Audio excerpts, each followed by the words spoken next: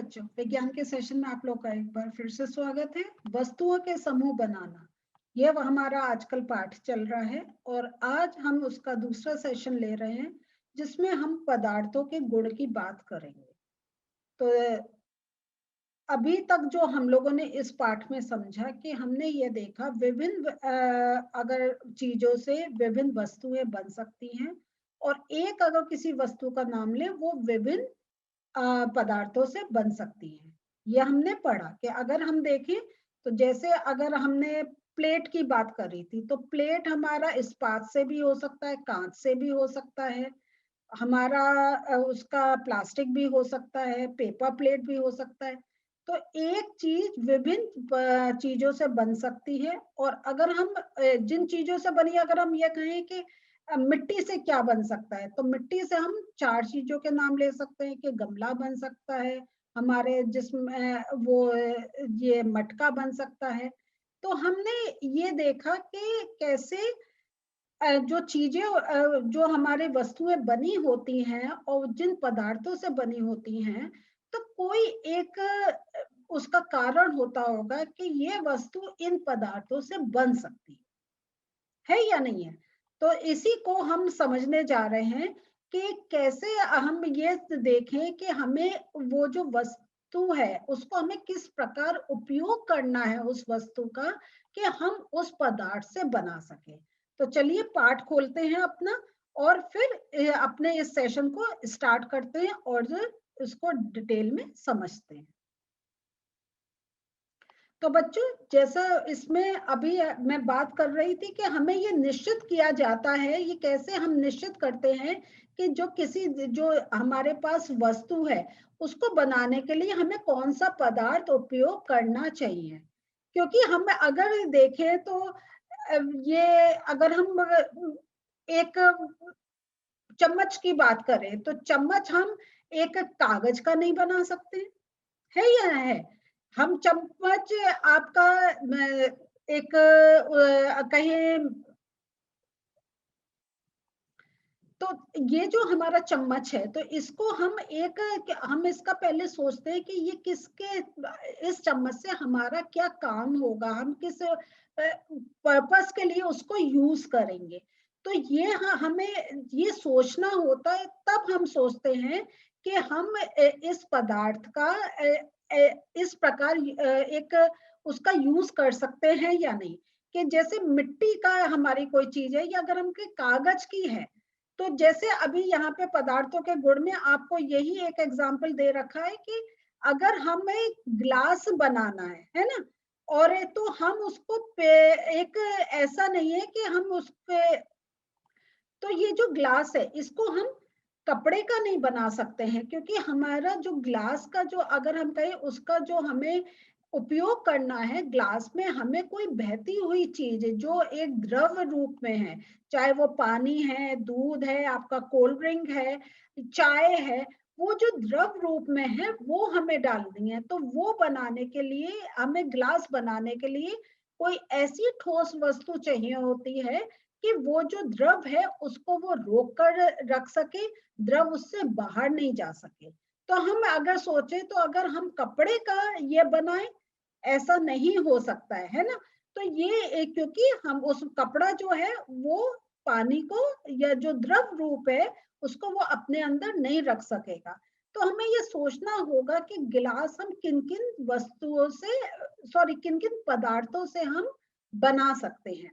तो हमें इस्पात आता है, कांच आता है, स्टील आता है, हमें वो एक चीजें मालूम है जिनके हेल्प से हम वो एक गिलास बना सकते हैं। तो यहाँ पे तो हमें पहले ये सोचना होता है कि जो हम जो एक वस्तु बना रहे हैं तो उसका हमें किस प्रकार एक उपयोग करना है। तो ये बहुत इंपॉर्टेंट आपका पॉइंट है कि उस पदार्थ के गुणों तथा उपयोग की जाने वाली वस्तु के प्रयोजन पर वो निर्भर करता है कि हमें ये क्या चीज लेकर वो एक वस्तु बनानी है। तो जब हम कह रहे हैं पदार्थ के गुण हमें मालूम होने चाहिए कि वो पदार्थ का गुण क्या है, वो अपने अंदर से निकाल सकता है चीजों को, या उसको रोक सकता है, या कभी कभी क्या होता है कि वो एक बहुत गर्म चीज को नहीं रख सकता है, ज्यादा गर्म रखने पे वो पिघल जाएगा। जैसे प्लास्टिक है, तो आप देखते होंगे कि हम उसको सिंपल लिखा होता है उसमें इंस्ट्रक्शन कि इसको इतनी हीट तक आप यूज कर सकते हैं, नहीं तो नहीं यूज कर सकते हैं। तो ये है कि अगर उतनी हीट वो तक हम कर रहे हैं तब वो हमारा उस पदार्थ की चीज काम में आएगी, लेकिन अगर उससे ज्यादा उसको हीट मिली वो पिघल जाएगा। तो ये छोटी छोटी बातों का हमें ध्यान रखना होता है। तो ये जो पदार्थों के वो सब गुण क्या हैं जिनके आधार पे हम कोई एक महत्वपूर्ण, अगर कहें, एक डिसीजन लेते हैं कि हमें इस पदार्थ से ये वाली वस्तु बनानी है। तो इसी के बारे में हम आगे, अब जो ये चैप्टर चलेगा, ये उन पदार्थों के गुण के बारे में ही हम बात करेंगे। तो आज जो हमारा सबसे पहले है उसकी बात करेंगे हम दिखावट, कि इसका गुण। तो यहाँ पे जो हमारा आज का जो है, आज हम बात जो एक गुण की बात कर रहे हैं वो दिखावट हमारा है। तो पहले एक बार मैं आपको स्लाइड में दिखाना चाहती हूँ कि कौन कौन से गुणों का हम इस पाठ में पढ़ेंगे। सो बच्चों, ये आप देखिए, जो हम पदार्थों के गुण इस पाठ में पढ़ने जा रहे हैं वो होगा दिखावट पर, कठोरता पर, विलय तथा अविलय पर, जल में वो तैर सकता है या डूबने की उसकी जो क्वालिटी है, या पारदर्शिता पर कि कितना वो ट्रांसपेरेंट है, क्या है। तो ये हम गुण, इन्हीं गुणों को हम इस पाठ में पढ़ेंगे। तो आज जैसा मैंने आपको अभी बताया था कि आज जो हम बात कर रहे हैं वो दिखावट की, कि वो दिखने में कैसा है और दिखने से हमें क्या पता चलता है। तो चलिए सबसे पहले अब अपना पाठ खोलते हैं और उसको और ज्यादा समझते हैं। तो बच्चों, जो पदार्थ होते हैं वो हमें क्या, हम बाहर से देखने से ही समझ जाते हैं ये भिन्न है। एक लकड़ी है, एक लोहा है, हमें पता चल जाता है ये लकड़ी है, ये लोहा है। ठीक है।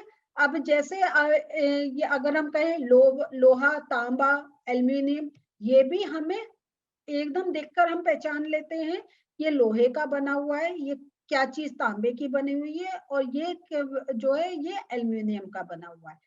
तो अब जैसे अभी आप टॉपिक देख रहे हैं दिखावट, देखने से। तो इस बात को समझिए, दिखावट आप ऐसे नहीं लीजिए हम दिखावट कर रहे हैं, वो हम उस टाइप से नहीं समझना है। देखने से हम कैसे एकदम पहचान जाते हैं कि ये वस्तु इस चीज से बनी है, और वो जो है तो उसके अंदर अगर हम देखें तो हमें एक कुछ ना कुछ एक डिफरेंस होता है, कि अगर लकड़ी की बात करें और एक लोहे की बात करें, आपको एकदम फर्क लगेगा ना, कि उसके जो देखने से हमें जो अगर हम लोहा या एल्युमिनियम ले उसमें एक चमक दिखाई देती है, लेकिन लकड़ी में हमें चमक नहीं दिखाई देती है। तो हम ये कह देते हैं कि ये तो किसी एक ये तो लकड़ी है और ये कोई धातु है। एकदम हम डिफरेंस कर देते हैं या नहीं कर देते हैं। तो ये जो है, लेकिन एक बात ये भी है कि फिर भी लोहे, तांबे तथा एल्युमिनियम में कुछ समानताएं हो सकती हैं, और वो जो है वो हमें लकड़ी में नहीं होती। तो अब लेकिन हम जब लोहा, तांबा, एल्युमिनियम की बात कर रहे हैं, तो ये सब लकड़ी से भिन्न है। जैसा मैंने अभी कहा था, चमक नहीं है, लेकिन इनमें आपस में विभिन्नता है कि तांबे का उसका रंग अलग है, उसमें चमक अलग है, एल्युमिनियम का हमें अलग रंग मिलता है, लोहे का हमें अलग रंग मिलता है। तो यहाँ पे आप देख रहे हैं आपके विभिन्नताएं, अगर हम देखें कहीं एक हमें सेम भी मिलता है, लेकिन कितनी एक विभिन्नताएं हैं कि हमने पहले तो ये अलग कर दिया, ये लकड़ी है, ये हमारी धातुएं हैं, लेकिन अब वो धातुएं भी आपस में अलग हैं। तो एक क्रियाकलाप इसमें और देखें तो हमारा साइंस में जितने हम एक एक्सपेरिमेंट कर करके चीजें समझते हैं उतना ही हमें ज्यादा ज्ञान मिलता है।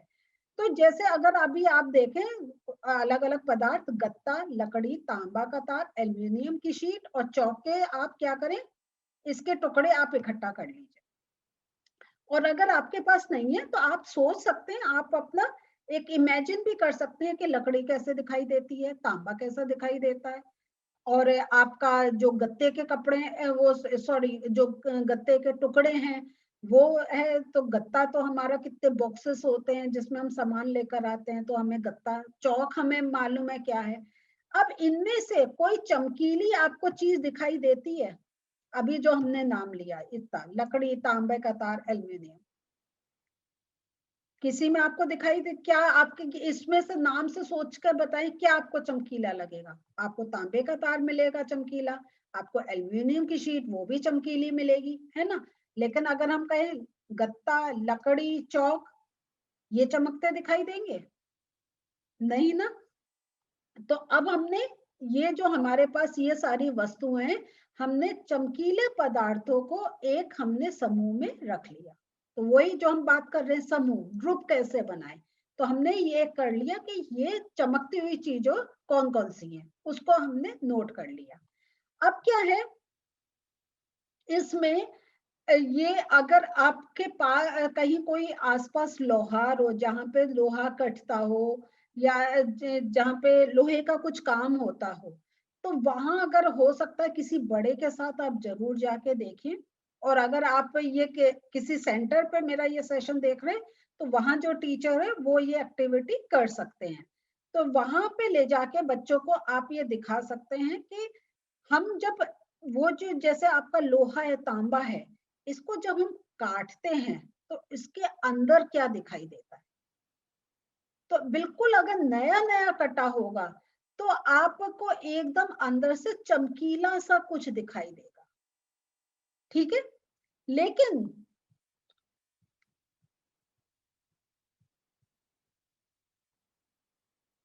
और ये जो चमक को आप साइंस में एक और द्वितीय नाम से भी समझेंगे। तो जो अभी हम चमक कह रहे हैं, तो इसको है कि ये एक शाइन करता है। तो जो हम चमक की बात कर रहे हैं, तो जैसे लोहा अगर बिल्कुल नया नया, नहीं तो ये आप, अगर आपके घर में कॉपर का कोई तार पड़ा हो तो आप उसको भी तोड़ के देख सकते हैं। तो अंदर हमें एक द्युति दिखाई देती है, एक चमक दिखाई देती है। और ये सब आपको एक किसी बड़े के निगरानी में ही काम करना है, ठीक है। तो यहाँ पे आपने देखा कि ये चमक दिखाई देती है, लेकिन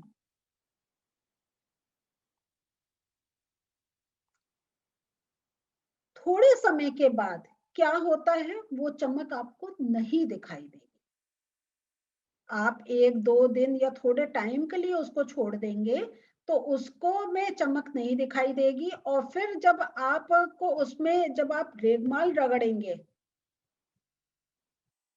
तब आपको और पता चलेगा कि इसके अंदर अगर वो जो चमक है वो खो गई है, या वो चमक एक हमें आर्टिफिशियल फॉर्म में थी। तो इस बात का आपको देखना है कि कैसे जो धातुएं होंगी, काटने पर हमें उनमें द्युति दिखाई देगी, लेकिन वो थोड़े समय के बाद वो हमें द्युतिहीन दिखाई देगा। उसमें हमें एक वो चमक नहीं दिखाई देगी। जैसे अगर आप लोहे का एग्जाम्पल लें, है ना, तो एक सिंपल मैं एग्जाम्पल आपको दे रही हूँ कि आपका नया कोई ताला है, ये नई चाबी है, क्या चमकती है। लेकिन थोड़े समय के बाद वो, तो उसमें वो जो एक चमक द्युति होती है, जो एक शाइन होती है, वो नहीं दिखाई देती। उसका कारण यह होता है कि जो वायु और जो नमी होती है हमारे जो एटमॉस्फेयर में, जो हमारे चारों तरफ होती है, उसके साथ उसकी अभिक्रिया हो जाती है, तो वो चमक खो देते हैं। तो ये आप, तो जैसे ही हम देखकर ही कह देते हैं ये नया है, ये पुराना। तो अगर आपको मौका नहीं मिल रहा है, आप ऐसी जगह हैं जहाँ पे आपको लोहे का ऐसा नहीं मिल रहा, तो आप ऐसे भी अपने घर में देख सकते हैं। एक कोई नया चाबी आप देख लीजिए और एक पुरानी चाबी को सामने रखकर, तब भी आपको ये दिखाई देगा। तो यहाँ पे अब मैं फिर जा रही हूँ चमक के ऊपर। तो जिनमें द्युति होती है, जिसमें चमक होती है, उनको हम धातु कहते हैं। तो अगर अब हम कहें तो हम लोहा, तांबा, एल्युमिनियम को हम धातु के अगर समूह में रख सकते हैं, रख सकते हैं ना। क्यों? क्योंकि उसमें द्वितीय, उसमें एक चमक है। तो इसलिए हमें ये एक चीज यहाँ पे जो अभी हमने ये क्रिया करके देखी, अगर आपको मौका मिल गया तो कटा हुआ देखा तो ये बहुत अच्छा होगा।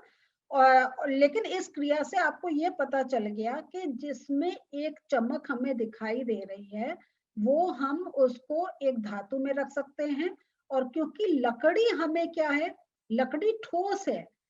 अगर हम ठोस की बात करें, लकड़ी भी ठोस है, हमारा लोहा भी ठोस है, लेकिन हम उसको, लकड़ी को हम धातु में नहीं रख सकते हैं क्योंकि लकड़ी में द्युति नहीं है, लकड़ी में वो चमक नहीं होती है। इसलिए जो समूह हम धातुओं का बना रहे हैं उसमें हम वो नहीं रख सकते हैं। ये बात आई समझ में? चलिए अब मैं आपको थोड़ा सा स्लाइड्स के हेल्प से और समझाती हूँ। तो बच्चों ये थोड़ी मैं पिक्चर से और दिखा रही हूँ, जैसे ये तांबा है, ये एल्युमिनियम है, ये लोहा है ना। तो यहाँ पे आप देखें तो इनमें सामने आप देखिए कैसा देखने से हमें एक चमक दिखाई दे रही है।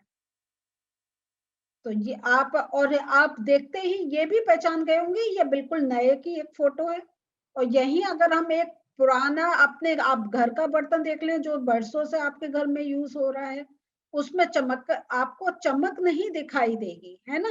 वो क्यों नहीं दिखाई देगी? क्योंकि उसका जो हमारा एटमॉस्फेयर में जो हमारा एक मॉइस्चर है और जो हवा है उसके साथ उसका रिएक्शन होता है।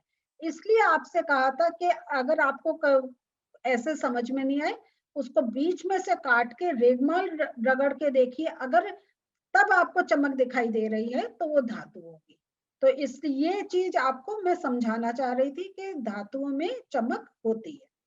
तो धातु का अगर उसका परिभाषा ले तो पदार्थ जिनमें चमक द्वितीय होती है वो धातु होते हैं। और ये लोहा, तांबा, एल्युमिनियम ये उसके आपके उदाहरण हैं।